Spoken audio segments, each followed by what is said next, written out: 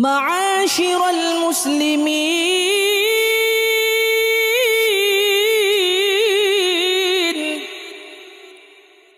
وزمرة المؤمنين رحمكم الله. روي عن أبي هريرة رضي الله عنه أنه قال رسول الله صلى الله عليه وسلم: إذا قلت لصاحبك يوم الجمعة أنصت والإمام يخطب فقد لغوت أنصتوا واسمعوا رحمكم الله. أنصتوا واسمعوا وأطيعوا رحمكم الله. أنصتوا واسمعوا وأطيعوا رحمكم الله لعلكم ترحمون.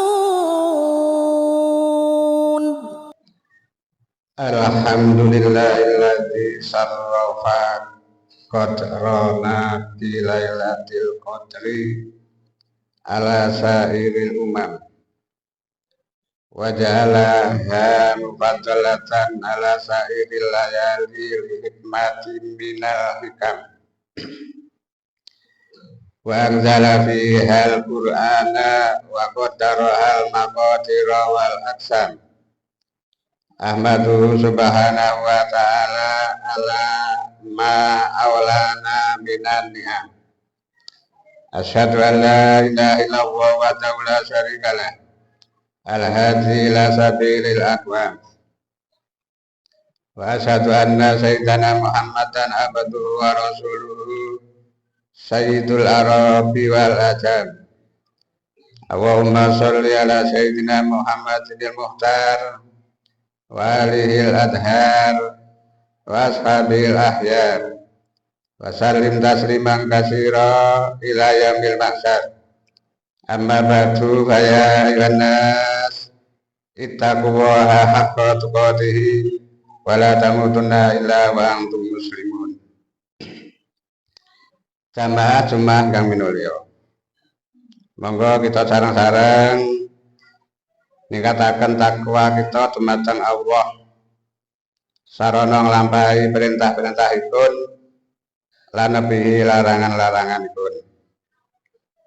Punapa malih salebetipun wulan suci Ramadan ingkang kathah berkah lan sedaya ngamal dipun tikel-tikelaken ganjaranipun. Menawi kita leres takwa dhateng Gusti Allah, Allah badhe paring kampil dhateng sedaya punapa ingkang kita betahaken gesang wonten ing alam donya, lan Allah badhe paring rezeki ingkang boten dipun nyono-nyono saderengipun. Jamaah Jumat ingkang minulya,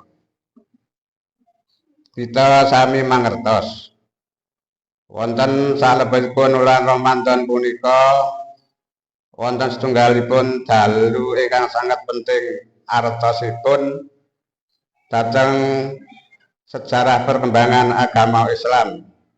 Inggih punika kawitanipun mandhapipun kitab suci Al-Qur'an.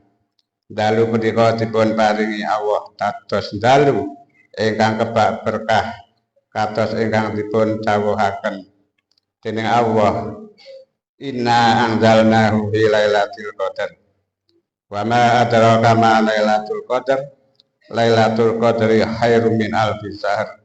Tanazzalul malaikatu warruhu fiha bi'izni rabbihim min kulli amrin salamun hiya hatta matla'il fajr.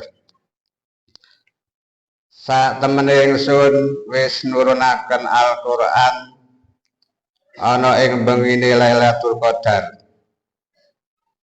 Apa kuwi ngerti apa Lailatul Qadar iku? Lailatul Qadar iku luwih apik tinimbang ibadah 1000 sasi. Sajroning bengi iku padha tumurun para malaikat lan malaikat Jibril sarana ngidini pangeran bengi iku padha sejahtera lan slamet nganti medune fajar. Jamaah ingkang minulya.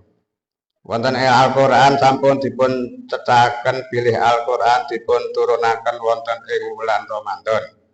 Nanging wonten perbedaan tanggalan wektunipun.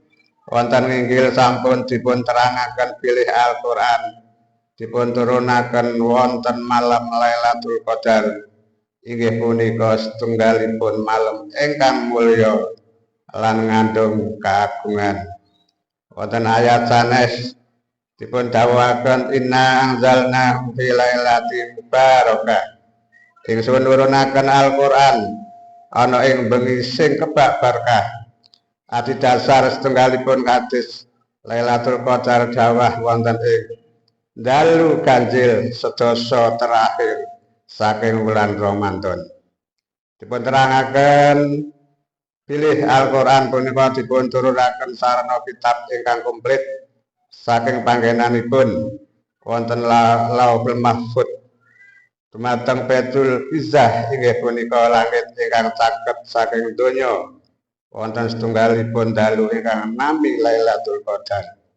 Dene wahyu ingkang sepisan menurut riwayat Abu Daud saking Ibnu Mas'ud dipun turunaken nalika tanggal 17 Ramadan. Jamaah ingkang minulya. Gandeng saking agengipun dalu Lailatul Qadar. Kanjeng Nabi Muhammad nganjuraken supados tiyang Islam nginjen-nginjen dalu ingkang kebak berkah sarana nyregepaken ngamal ibadah kados dene salat sunat maos Al-Qur'an lan iktikaf.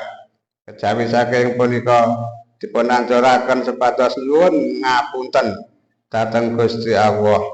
Nalika Siti Aisyah nuwun pirsa dumateng Kanjeng Nabi dawuh maca Allahumma innaka afuwwun karim tuqiful afwa fa'fu anni. Ya Allah, saestunipun panjenengan zat ingkang remen paring ngapunten. Saking punika mugi panjenengan paring ngapunten dhateng kula. Kanjeng Nabi piyambak menawi sampun nganti malam 10 ingkang akhir saking wulan Ramadan, sedaya ngamalan dipun tambah kados ingkang sampun dipun terangaken wonten ing hadis ingkang artosipun.